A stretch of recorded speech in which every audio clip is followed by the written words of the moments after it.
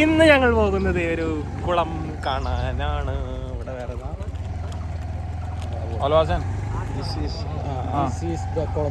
കുളത്തിലേക്കുള്ള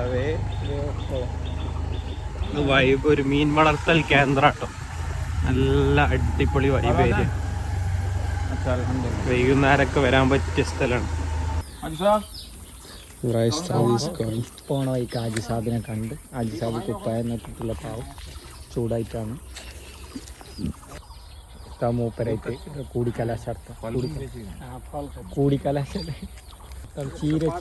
ചീരല്ലേ കർഷകൻ ജൂട്ട് ജൂട്ടില്ലേ. ഇതിൽ നിന്നാണ് നമ്മള് ചാക്ക് ഉണ്ടാക്കല്ലേ. അല്ല വിത്തിടലാണിത്.